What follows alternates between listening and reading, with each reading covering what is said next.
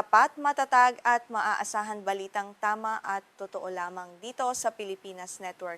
Magandang araw sa ating mga kababayan sa Pilipinas at sa buong mundo. Huwag kalimutang pusuan ang video, sumubaybay at pindutin ang batingaw upang lagi kayong updated sa balita. Simulan na natin. Isang napakalakas na lindol na may magnitude 7.4 ang yumanig sa kanlurang bahagi ng Colombia nitong Lunes na nagdulot ng matinding pinsala at pagkamatay ng hindi bababa sa 111 katao.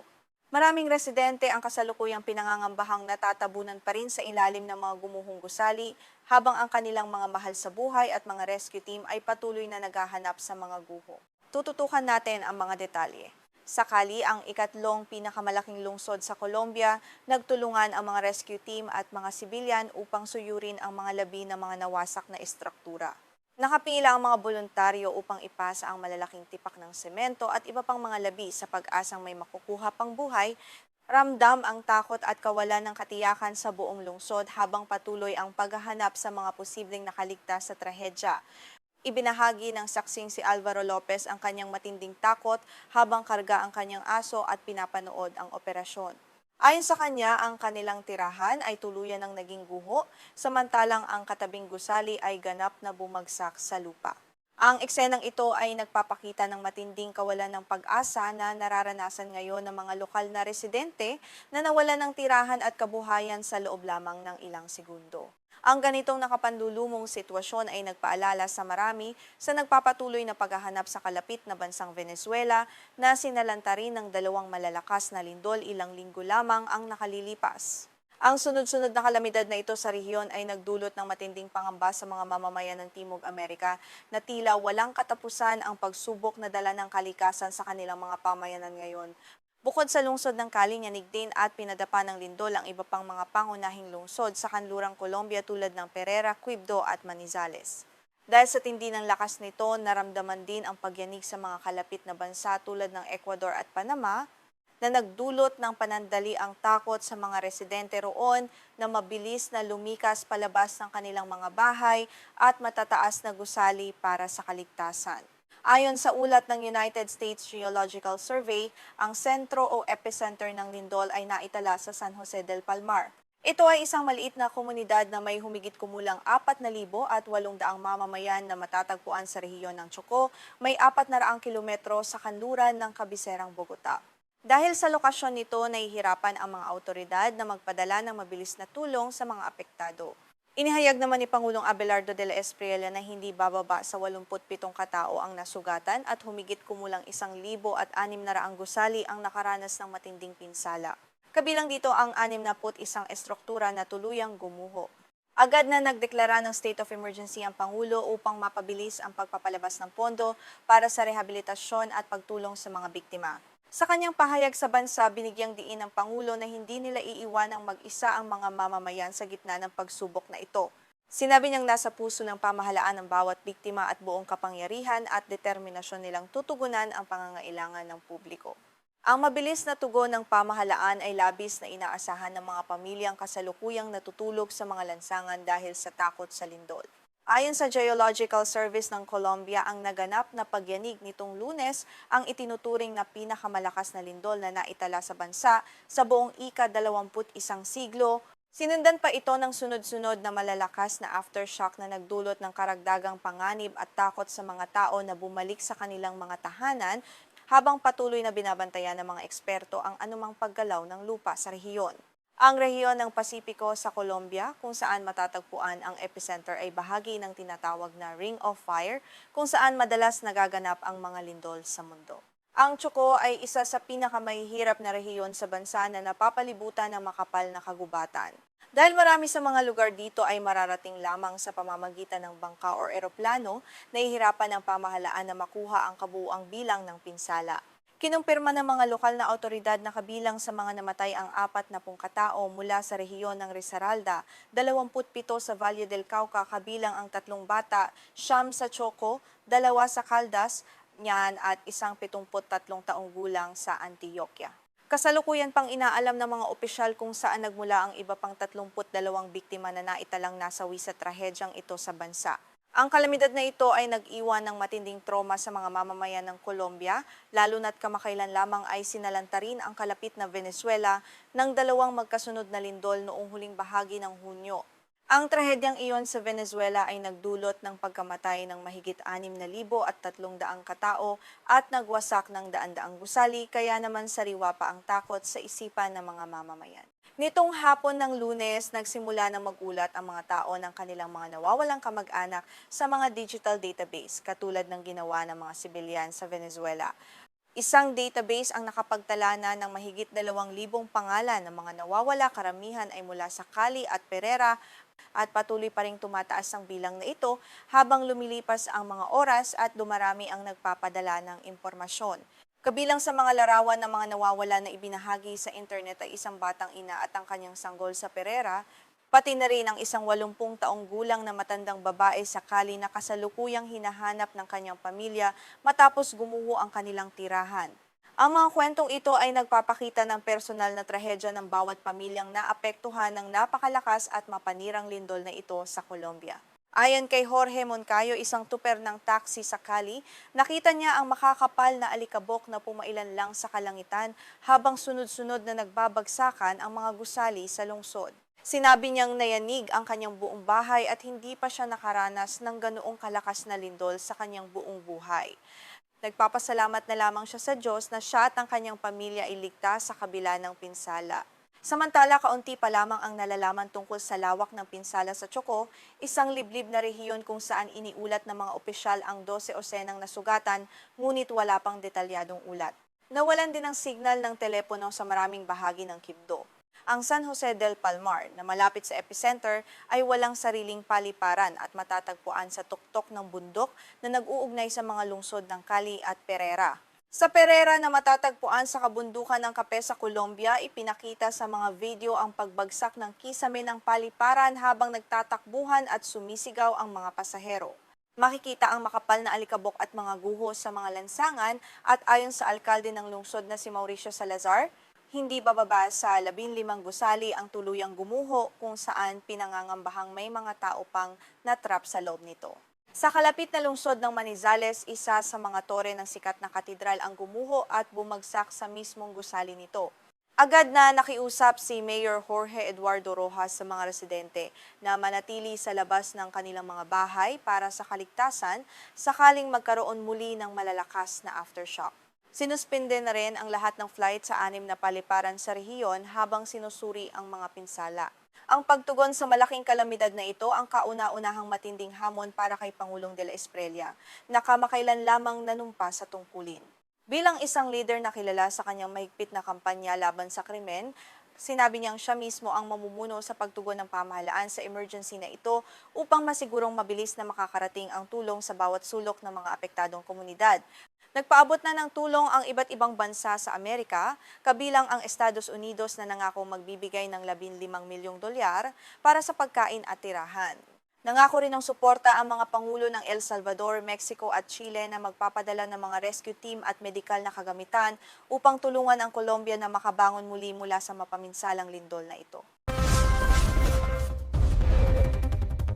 Isang napakahalagang pahayagang inilabas ngayon ng bansang Iran hinggil sa bagong koalisyon at alyansang pansiguridad sa pagitan ng Pakistan, Turkey at Saudi Arabia. Ayon sa opisyal na pamahalaan sa Tehran, wala silang nakikitang anumang dahilan upang mabahala o matakot sa kasunduang ito. Sa unang pagkakataon, hayagang minaliit ng Iran ang mga haka-haka na ang naturang alyansa ay binuo upang pigilan o targetin ang kanilang bansa sa rehiyon. Ang deklarasyong ito ay nanggaling mismo kay Esmail Baghaei, ang opisyal na tagapagsalita ng Ministry ng Ugnayang Panlabas ng Iran, sa isang pahayag nitong Lunes. Binigyang diin niya na ang kasunduan ay hindi banta sa Tehran.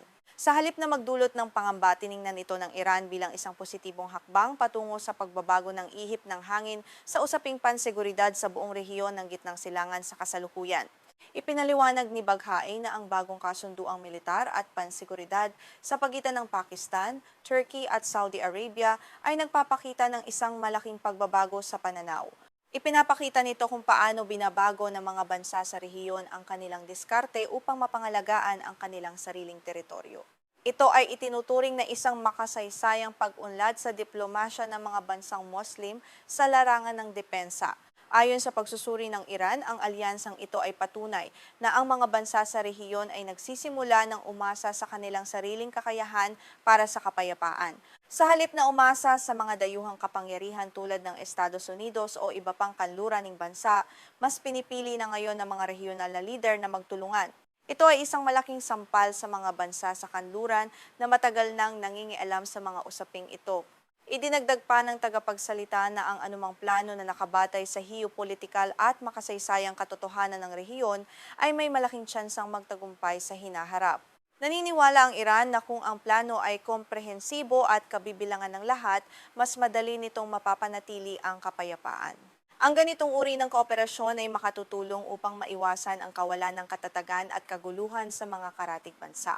Ngunit may kaakibat na babala at mahigpit na kondisyon ang pahayag ng Iran hinggil sa alyansang ito. Ayon kay Baghai, magiging epektibo lamang ang kasunduan kung matutukoy nito ng tama kung sino ang tunay na kaaway at banta sa kapayapaan. Dito ay tahasang tinukoy ng opisyal ang bansang Israel na tinawag niyang Zionistang kaaway bilang pangunahing banta na dapat pagtuunan ng pansin ng bagong koalisyong pansiguridad. Para sa mga eksperto sa geopolitika, ang reaksyong ito ng Iran ay nagpapakita ng isang matalinong hakbang diplomatiko sa harap ng mga pagbabago. Sa halip na kondenahin ang alyansa ng tatlong malalaking bansa, pinili ng Tehran na yakapin ito at bigyan ng sariling interpretasyon. Sa pamamagitan nito, sinusubukan ng Iran na ihanay ang mga interes ng Pakistan, Turkey at Saudi Arabia sa sarili nitong agenda laban sa Israel. Kung susuriin ang kasaysayan ng relasyon sa pagitan ng Saudi Arabia at Iran ay dumaan sa matitinding pagsubok at malamig na digmaan sa loob ng maraming dekada. Gayunpaman, ang kamakailang normalisasyon ng kanilang ugnayan sa tulong ng bansang China ay nagbukas ng bagong pinto para sa diplomasya. Kaya naman ang hindi pagkontra ng Iran sa bagong alyansa ay nagpapakita ng nagpapatuloy na pag-uusap at pagsisikap para sa kapayapaan sa rehiyon. Sa kabilang banda, ang Turkey naman ay may mahalagang papel bilang miyembro ng NATO na may malakas na ugnayan sa parehong kanluran at silangan. Ang pakikilahok ng Turkey sa alyansang ito kasama ang Pakistan at Saudi Arabia ay nagbibigay dito ng karagdagang lakas militar at diplomatiko. Para sa Iran, ang pagkakaroon ng Turkey sa alyansa ay isang garantiya na hindi ito basta magagamit bilang kasangkapan ng mga Amerikano. Ang Pakistan naman na siyang tanging bansa sa alyansa na may kakayahang nuklear ay matagal nang may malapit na ugnayang militar sa Saudi Arabia.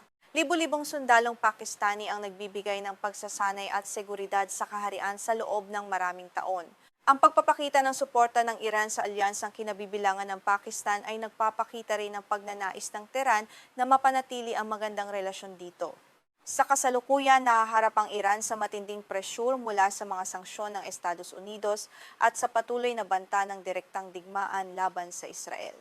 Sa ganitong sitwasyon, ang huling bagay na kailangan ng Tehran ay ang panibagong banta mula sa mga karatig bansa nitong Muslim. Kaya naman ang pag-aproba nito sa bagong alyansa ay isang estratehikong paraan upang maiwasan ang pagkakabukod sa sarili nitong rehiyon. Dito sa Pilipinas, binabantayan din ng mga lokal na analista ang mga ganitong kaganapan sa gitnang silangan. Dahil sa milyon-milyong overseas Filipino workers o OFW na nagtatrabaho sa Saudi Arabia at iba pang bansa sa Gulpo, ang anumang banta ng digmaan o kawalan ng katatagan ay direktang makaaapekto sa ating ekonomiya at sa kaligtasan ng ating mga kababayan doon. Ang kapayapaan sa rehiyon ay kapayapaan para sa ating lahat. Bukod sa kaligtasan ng mga OFW, ang alyansang ito ay may malaking epekto rin sa pandaigdigang supply ng langis na inaangkat ng bansa. Ang Saudi Arabia ang isa sa mga nangungunang tagapagluwas ng petrolyo sa buong mundo, habang ang Turkey naman ay isang mahalagang daanan ng enerhiya. Ang katatagang maaaring idulot ng bagong kasunduang panseguridad ay makatutulong upang mapanatili ang matatag na presyo ng langis sa merkado. Samantala, wala pang opisyal na tugon ang pamahalaan ng Israel hinggil sa mga naging pahayag ng tagapagsalita ng Iran kamakailan.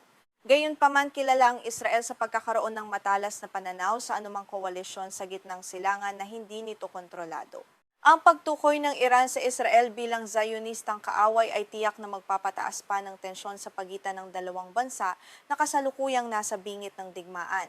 Para naman sa Estados Unidos, ang pagbuo ng alyansang ito ng walang direktang partisipasyon ng Washington ay isang malinaw na hudyat sa rehiyon Ipinapakita nito na ang impluwensya ng Amerika sa gitnang silangan ay unti-unti nang humihina sa paglipas ng panahon. Ang mga bansa tulad ng Saudi Arabia ay mas nagiging independyente na ngayon sa kanilang mga desisyong panlabas na isang maling hamon sa kapangyarihan ng kanluran. Ngunit hindi lahat ng eksperto ay naniniwala na magiging madali ang takbo ng bagong alyansang ito sa pangmatagalang panahon. May mga nagsasabi na ang magkakaibang interes ng Pakistan, Turkey at Saudi Arabia ay maaaring magdulot ng lamat sa hinaharap. Halimbawa, ang Turkey ay may sariling ambisyon sa rehiyon, habang ang Pakistan naman ay kasalukuyang abala sa sarili nitong krisis sa ekonomiya at seguridad sa loob ng bansa. Sa kabila ng mga hamong ito, ang pahayag ng Iran ay nagpapakita ng isang bagong mukha ng diplomasya sa buong daigdig ng Islam ngayon. Sa loob ng maraming taon, ang hidwaang Sunni at Shia ay ginamit ng mga dayuhang puwersa upang pag-awayin ang mga bansa sa rehiyon. Ang kasalukuyang takbo ng mga pangyayari ay nagpapahiwatig na may lumalaking kamalayan na ang pagkakaisa ay mas mahalaga kaysa sa mga pagkakaiba sa sekta at relihiyon. Sa kabuuan, ang geopolitical na laro sa gitnang silangan ay mabilis na nagbabago at nagiging mas komplikado araw-araw. Ang pagtanggap ng Iran sa bagong alyansa ng Pakistan, Turkey at Saudi Arabia ay isang malinaw na mensahe na ang rehiyon ay handa ng pamunuan ang sarili nitong kapalaran. Ito ay isang hakbang na maaaring magpabago sa balanse ng kapangyarihan sa buong mundo at magdala ng bagong panahon ng kapayapaan sa rehiyon. Habang nagpapatuloy ang mga talakayan sa likod ng mga saradong pinto, ang buong mundo ay naghihintay kung paano isasakatuparan ang mga probisyon ng kasunduang ito. Magiging matagumpay nga kaya ang tatlong bansa sa pagbuo ng isang matatag na pader ng depensa? At paano ito tatanggapin ng iba pang mga pandaigdigang kapangyarihan tulad ng Rusya at Sina na may sarili ring napakalaking interes sa estratehikong rehiyong ito? Ito ang mga katanungang patuloy na susubaybayan ng ating himpilan sa mga susunod na araw para sa ating mga manonood. Ano man ang maging kahihinatnan ng alyansang ito, tiyak na mag-iiwan ito ng malalim na marka sa kasaysayan ng modernong diplomasya.